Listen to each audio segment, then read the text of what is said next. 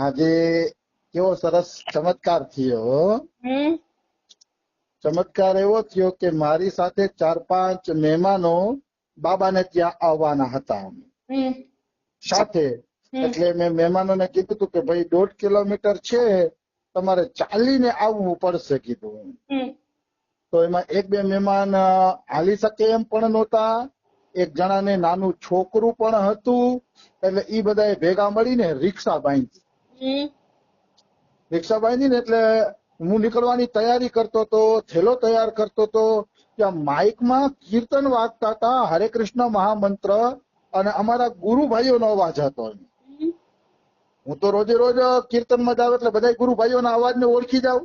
હા એટલે મેં કીધું આ અમારા ગુજરાતી કોલોનીમાં ગુરુભાઈઓનો અવાજ ક્યાંથી? હમ આ શું ચક્કર છે? હજી તો રિક્ષાવાળાને બોલાવી લીધો, જવાની તૈયારી હતી. ત્યાં મને એમ થયું કે લાવને ફોન કરું કે આ ગુરુભાઈઓનો અવાજ કેમ ગુજરાતી કોલોનીમાં છે. એટલે મેં એક બેનને ફોન કર્યો. હમ મેં કીધું ભાઈ આપણા ગુજરાતી કોલોનીમાં હરે કૃષ્ણ મંત્ર ગુરુભાઈઓ ગાય છે, તો બાબા ક્યાં છે? તો કે બાબા ગુજરાતી કોલોનીમાં જ છે. હા બાબા ગુજરાતી કોલોનીમાં જ છે. કેવું મને એવું લાગતું હતું અહીંયા તો કીર્તન હાલતા જ હોય, હરે કૃષ્ણ મંત્ર તો હાલતો જ હોય. પણ દાદાને શું છેલ્લે મને હુઈ ગયું, રિક્ષો આવી ગયો પછી હુઈ ગયું. મેં તો ફોન કરી લેવા દે, આ કીર્તન અહીંયા હાલે છે. ફોન કર્યો તો રિક્ષાના પૈસા બચ્યા, બાબા અહીંયા આવી ગયા હતા. જે મેં મને હાલી નહોતા આપતા એ ખુશ થઈ ગયા, તમને લે ઘર બેઠા દર્શન થઈ ગયા. વાહ એટલે બાબા અમારી કોલોનીમાં આવી ગયા હતા આજે. અને આ અચાનક જ યોગ થઈ ગયો કે અમારા બધા સંકટ ટળી ગયા, ક્યાંય ધક્કાધક્કી પણ ન થઈ, અને ઘર બેઠા દર્શન સત્સંગનો લાભ મળી ગયા. પછી ઈશ્વર કેટલો રક્ષા કરતો હોય છે કે આ બિચારા ક્યાં રિક્ષા ભાડા ખર્ચીને ડોલતા ફરશે. લાવવાને જાણ કરી જ દઉં બાબા અહીંયા જ છે. આમ હું કોઈ હારે સંપર્ક નથી રાખતો, એટલે કે બાબા શું કરે છે બધી માહિતી મારે જોતી હોય તો મળે મને. પણ હું સંપર્ક રાખતો જ નથી કોઈ હારે, નહીં કોઈ હારે ફોન નો વ્યવહાર કે નહીં કાંઈ. એ તો આ તો વારી કીર્તન હાલતા હતા એટલે કોન્ટેક્ટ થઈ ગયો. અમારા અહીંયા કોલોનીમાં એવો હોય મને ન ખબર હોય, કારણ કે મને કોઈ હારે કોન્ટેક્ટ રાખવો ગમે નહીં. પછી વ્યવહાર વધી જાય છે ને નભતા નથી.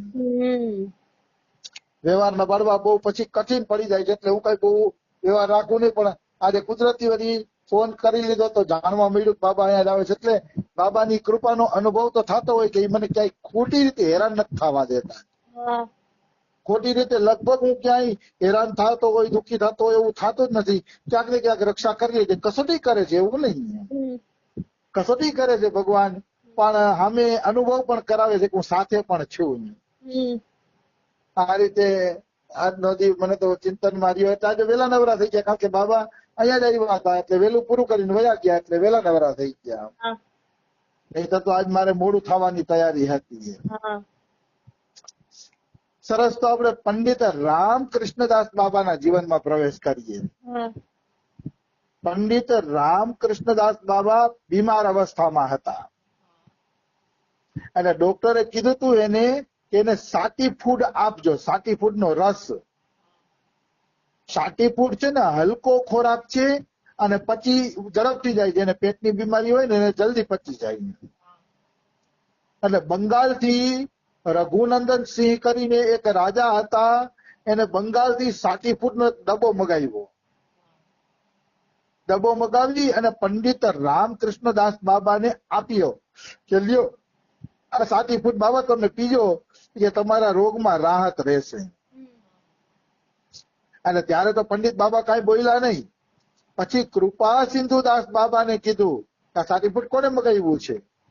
તો કે બાબા માફ કરજો, મેં મગાવ્યું છે, ડોક્ટરે કીધું ને એટલે.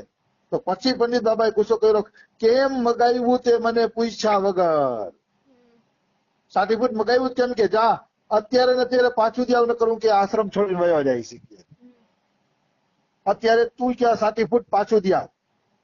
કૃપા સિંધુદાસ બાબાએ તરત જ સાટી ફૂડ નો ડબ્બો પાછો મોકલાવી દીધો, કારણ કે એને ખબર હતી કે નકર બાબા પાછા વયા જ હશે. તો જે રાજા સાહેબ હતા ને, એ રાજા સાહેબ પણ ભક્ત હતા. તેને પાછું સાટી ફૂડ અહીંયા મોકલાવી દીધું બાબા પાસે. તો હવે બાબાએ સાટી ફૂડ ને રાખે નહીં, અને ઓલા રાજાએ સાટી ફૂડ ને રાખે નહીં. તો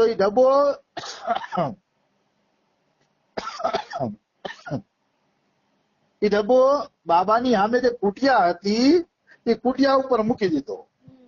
ચબૂતરો હતો, ચબૂતરા પર મૂકી દીધો. 6 મહિના સુધી ડબ્બો ચબૂતરે પડ્યો રહ્યો, પણ બાબાએ ક્યારેય એની તરફ નજર પણ ન કરી. આનું નામ નિષ્કિંચનતા કહેવાય કે નથી લેવું એટલે નથી જ લેવું. કારણ કે બાબા કોઈ બહારની વસ્તુ વાપરતા નહીં. વ્રજની બહારથી કોઈ વસ્તુ આવે ને તો બાબા ન વાપરતા. આવો બાબાનો નિયમ હતો. એટલે ભાઈ પ્રાચીન સંતો છે ને, એ મેં જોયું કે નિયમના બહુ પાકા હોય, નિયમના અતિશય પાકા હોય છે પ્રાચીન સંતો. એ પ્રાણ વયા જાય ને તો નિયમ નો છોડે. અમારા બાબા એક વાર બીમાર પડ્યા હતા, ખૂબ બીમાર પડ્યા ને, બાટલા ચડતા હતા અને બાટલાની સોય પણ હજી નસમાં ભરાવેલી હતી. તો 11 આવી ને તો ડોક્ટરે કીધું કે બાબા નિર્જળા ન કરતા, એ કે તમારે બાટલા ચડે છે. તો બાબા કે 11 તો હું બાટલા દ્વારા અંદર ન જવા દઉં, રાશી કે બાટલા દ્વારા નહીં મને કરી. તો કે બાબા તમારી ડાયાબિટીસ ને બીપી વધી જશે, હોય કે તમે હજી પૂરા હાજા નથી થયા. બાબા કે પ્રાણ ભલે વયા જાય, પાણી કે હું બાટલા તો નહીં જ ચડાવવા દઉં.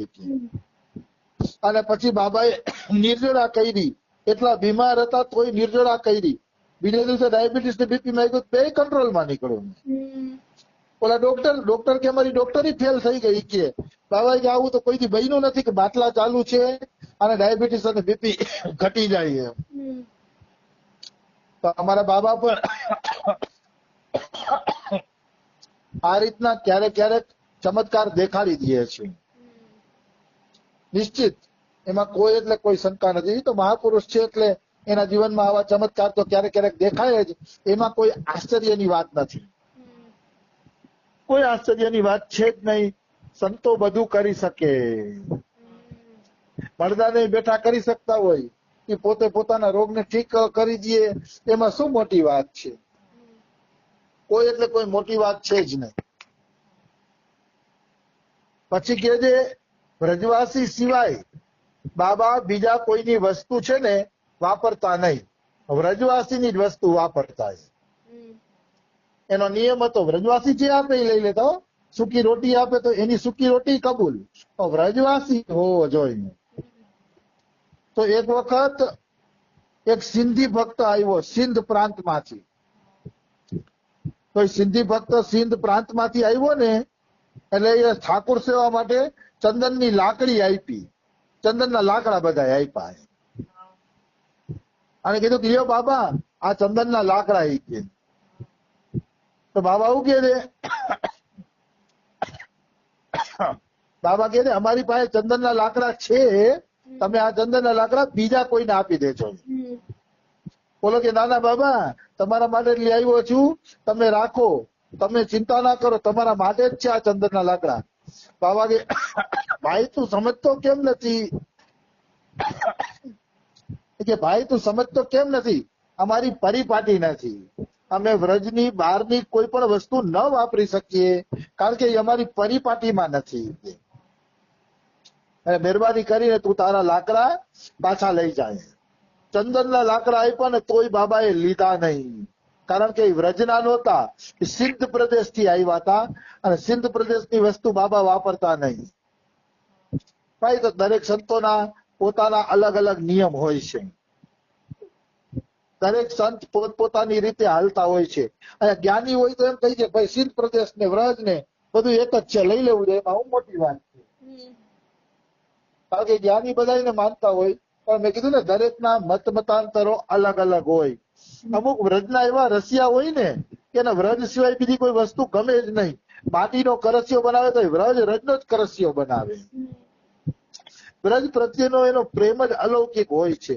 અને એટલું તો ખરું જ છે કે વ્રજવાસીના ટુકડા ખાવાથી માણસ વેલો સિદ્ધ થઈ જાય છે, એ વાત તો પાકી છે. વ્રજવાસીના ટુકડામાં કુદરતી એક અલૌકિક શક્તિ તો રહેલી છે, એમાં કોઈ શંકા નથી, એમાં કોઈ એટલે કોઈ સંશય જ નથી. આવી વસ્તુ છે.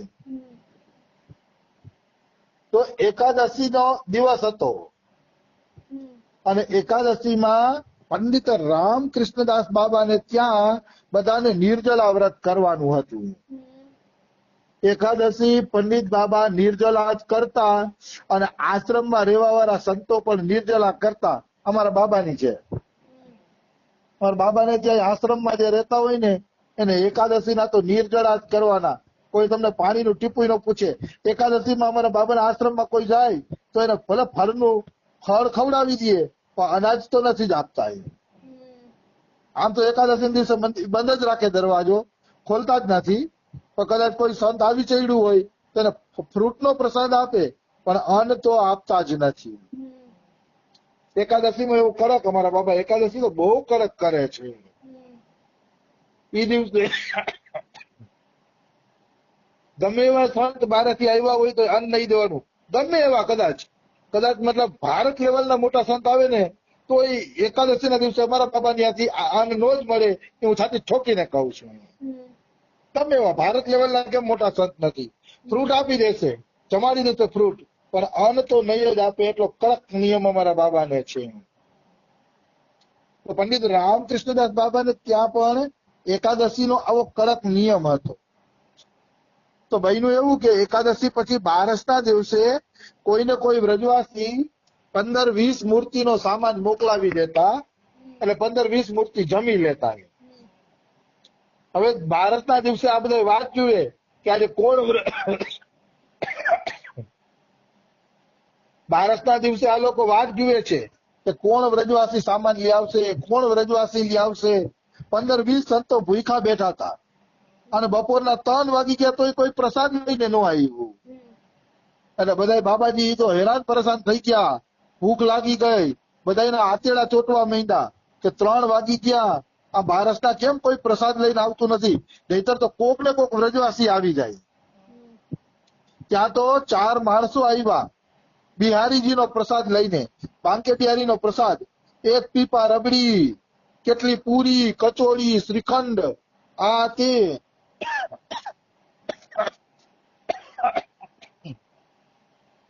એવું બધું લઈને આવ્યા. આવીને કીધું કે આ હરગુલાલ શેઠે આ પ્રસાદ મોકલાવ્યો છે કે જમી લ્યો. તો બધા બાબાના પ્રાણ આવી ગયા પાછા. હો હા હા, તો રસગુલ્લા આવી ગયું છે કે સારું થયું, નકર ભૂખના કારણે મરી જ જવાના હતા. તો બધાએ પંડિત રામકૃષ્ણદાસ બાબાને કીધું કે બાબા પ્રસાદ આવી ગયો છે હરગુલાલ શેઠનો. કે તો પંગત પાડી દઈ, પંગત પાડીને જમવાનું ચાલુ કરી દઈએ. બાબા કે બધો પ્રસાદ પાછો મોકલાવી દો, બધો પ્રસાદ. તો બધાના પ્રાણ ઉડી ગયા. કરે એક તો 3 વાગે પ્રસાદ આવ્યો ને બાબા કે પાછો મોકલાવી દો કે, પણ કોઈ કઈ બોલ્યું નહીં. કારણ કે બધા બાબા બોલે એમાં પછી કોઈ બોલી ના શકતું, એટલે પ્રસાદ પાછો મોકલાવી દીધો. પ્રસાદ પાછો મોકલાવી દીધો ને એને, એટલે હરગુલાલ શેઠ આવ્યા ઘોડાગાડી લઈને, પાછો પ્રસાદ લઈને આવ્યા.